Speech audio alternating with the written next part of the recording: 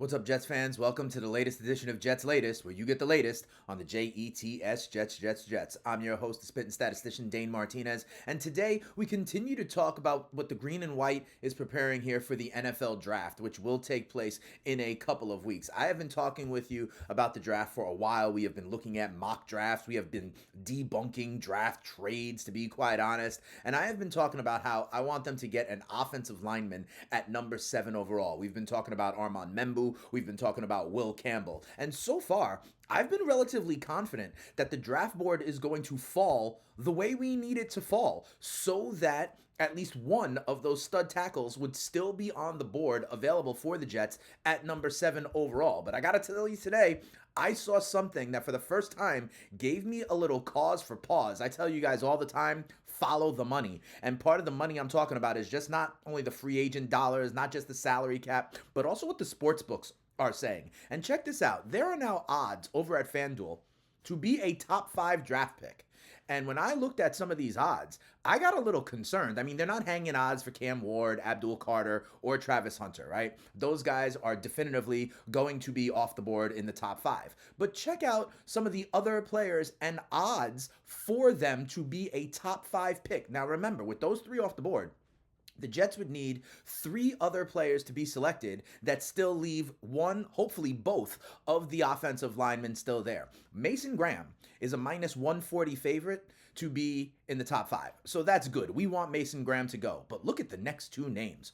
Armand Membu at minus 105 and Will Campbell at even money to be selected in the top 5. If both of those offensive linemen are gone, that points a big time hole in the kind of, plan that I have been talking about here on Jets Latest. You see Shedeur Sanders is now plus money to be in the top 5. You see Jalen Walker, the defender out of Georgia, and then Ashton Jeanty is now 15-1 to go in the top 5. That did give me a little cause for concern because the books at least think that Will Campbell, Armand Membu could both actually be going in the top 5 along with Mason Graham. And if that's how the top 6 goes, I know a lot of people out there would say, that's okay, it's Tyler Warren, the tight end anyway.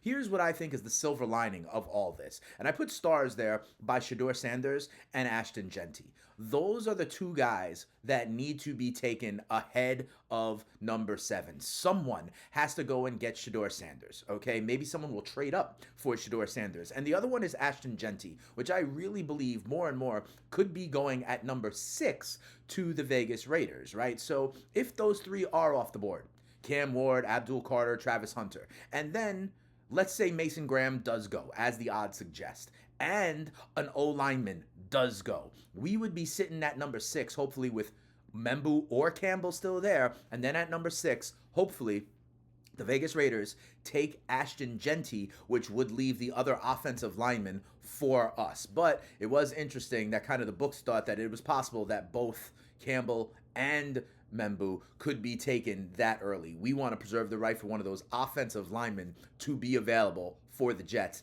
at number 7 overall. The other thing I'm talking about here is the right people. Who are the right people? Remember, minicamp meetings, voluntary workouts are underway already this week for the Jets. Why? Because they have a new head coach, Aaron Glenn, and Aaron Glenn has been talking about building culture.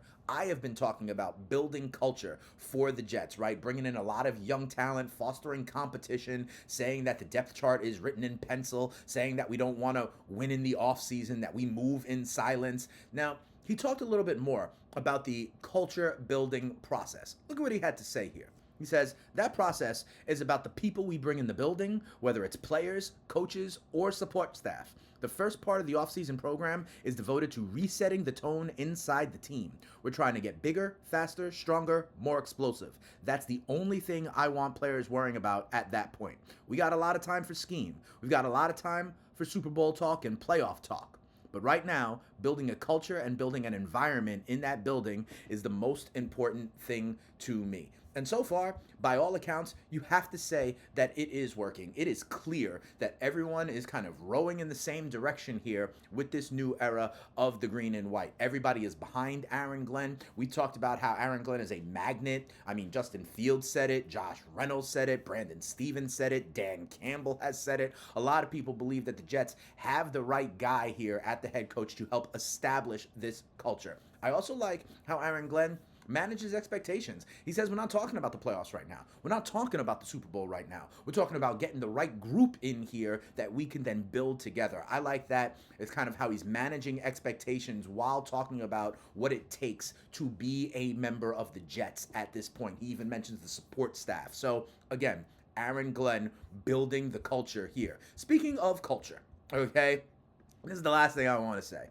You know, we've already had meetings. We've already technically opened our off-season program, and then over there, Aaron Rodgers hasn't even decided if he is going to play this year and what team he's going to play for. He's not even telling Pat McAfee. A lot of people thought that this was all kind of a PR stunt because Pat McAfee yesterday did a live show called Pat McAfee and Friends Big Night Out. And where did he do it? He did it in Pittsburgh. So now a lot of people were trying to say that because Aaron Rodgers comes on that show all the time, that maybe it was all a big old stunt and that Aaron Rodgers was going to kind of be unveiled there with the big old PR circus during the Pat McAfee event, you know, even after Rodgers was there meeting with Tomlin and all that. But McAfee said he's not on the docket and it didn't go down. So even now, on April 10th, only 2 weeks away from the draft, Aaron Rodgers still has not made his decision, and we, on the other hand, are moving forward. We've got our guys in the building, and we're talking about the new culture being established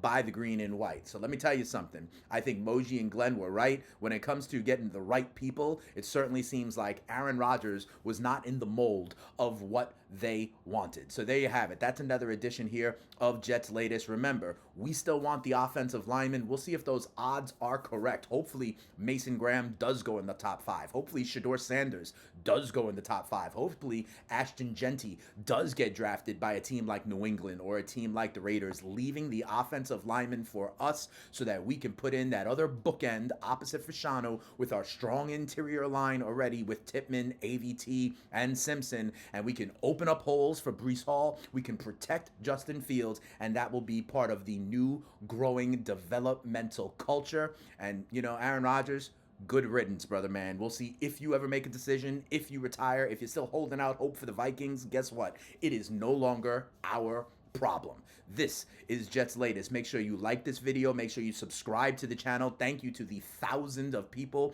who have already subscribed. And tell a Jet fan friend to tell a Jet fan friend, because you're going to get a lot of rumors. You're going to get a lot of smokescreen, but you could get the real deal here on Jets Latest. And if you want to hear more from me, the spitting statistician Dane Martinez, I am also the host of the FTN Fantasy Show over on SiriusXM, Channel 87, every afternoon, 1 to 3 p.m. Eastern, Monday through Friday. We talk more than just the Jets. We talk more than just football, fantasy football. We talk baseball, basketball, the Masters going on right now. And FTN is a great website, tons of data, tons of content to help you win your leagues and win that cash. I will be back tomorrow to be sure to give you the latest on the green and white. Tell a friend to tell a friend. But until then, we out of here. Peace.